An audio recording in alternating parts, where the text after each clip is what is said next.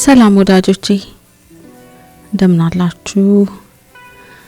እኔ ያለው እንዳለው ባልም አላገኘው ጉዞዬንም አላቋረጥኩም።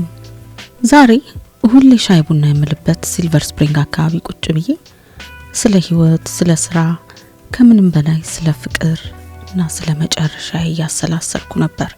እዛ አካባቢ የማይጠፋው ዘናጭ ልጅ የመጣው ሰላም ብሎኝ እንደ ሁሉ ጊዜው ሂሳቤን ከፍሎ ሊወጣ ሲል ባስተናጋጇ በኩል አበባ ላከልኝ። አበባውን ለኔ ነበር ያዘው ወይስ ብዬ ተጠራጥሬ ሳልጨርስ ወረቀት ቢጤ አብሮ መኖሩን አየው።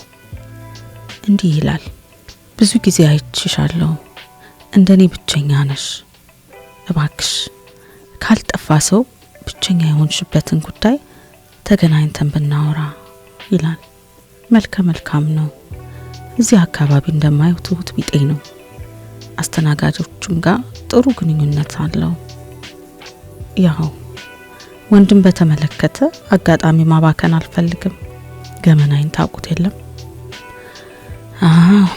እና የሚባክን ወንድ አይኖርም። ደወልኩ፣ ቀጠርኩት። ባርማኑ ታዴን ከተግባባሁት በኋላ ዴቶችን በሙሉ እሱ ባር አድርጌያለሁ።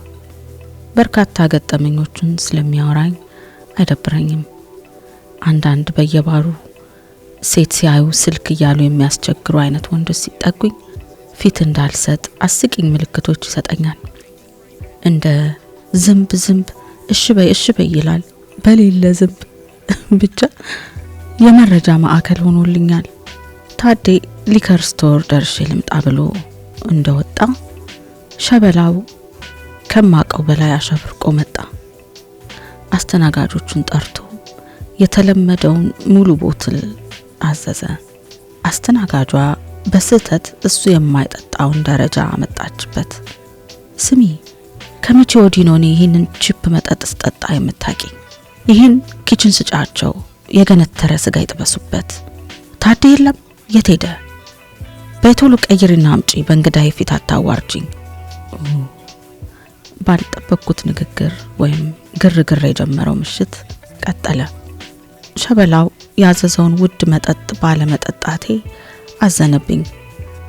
ይቺ ለምን እንደምትደናበር ታውቂያለሽ? ስልኳን ስታኝ አልደወልኩላት።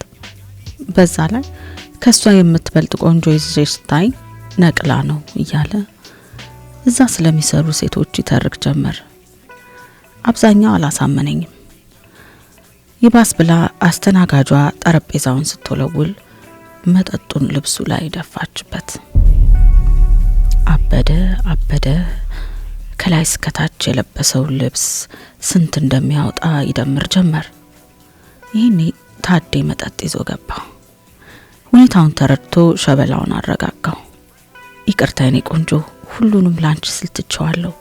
ካንቺ ጋር በመሆኔ ደስታዬን እንዳላጣጥም የሚገባ ሰይጣን ይወጋ እያለ ጅንጀና ሲጀምር ታዴ ከጀርባ የሆኑ ሊገቡኝ ያልቻሉ ምልክቶች ያሳየኝ ጀመር። ልክ እንደ ቤተሰብ ጨዋታ በምልክት ሊገልጽ ይፍጨረጨራል። አንዴ እንዳሞራ፣ አንዴ የሆነ ነገር ተሸክሞ እንደሚሮጥ ብቻ ግራ ስጋባ። እንዲሁም ሸበላው ምን እያየው እንደሆነ ተጠራጥሮ ወደ ታዴ ሲመለከት ይቅርታ ጠይቄ ወደ ሬስትሩም አመራው። ታዴም እመር ብሎ ተከተለኝ። እኔ ምለው ታዴ በደህና ነው? ምን ደህንነት አለ? እርግቧን ጭልፊት ሲነጥቃት እያየው። አንቺ ግን የቤተሰብ ጨዋታ እንዳትቀርቢ፣ አንድ እንኳን ምልክት አታርፊም። ተሸክሞ የሚሮጥ ሰው ሳሳይሽ ምን ገባሽ? ያው ተሸክሞ የሚሮጥ ነው። ኧረ እባክህ ታዴ ምንም አልገባኝም፣ ቶሎ ንገረኝና ወደ ቴብል ልመለስ። ሰው አስቀምጫለሁ። በስማም ሰው አላለችም። ይሄ ሁሉ ምልክት እኮ ጭልፊቱ ሊሞጨልፍሽ ነው፣ አምልጪ ሌባ ነው ለማለት ነው። አባቱ ቤት አርጎ ዘመተብሽ። ይሄን ሹገር ማሚ አዳኝ ከየት አገኘሽው? ኧረ እኔ እዚሁ አካባቢ ነው። ድሮስ እዚሁ አካባቢ እንጂ የትኛው ስራ ቦታ ሊገኝ? በርግጥ ራሱ ነው አጥንቶ የሚያገኛችሁ። ስንት ምስኪን እህቶቻችንን መሰለሽ ብቸኛ ነኝ እውነተኛ ሴት ያጣው እያለ ልነጠፍልሽ ምን ልሆንልሽ ብሎ እየተጠጋ ስንት ዓመት የለፉበትን ብር የሚረከባቸው ማለት ታዴ ሌባ ስትል ደግሞ ማኑ ሹገር ማሚ?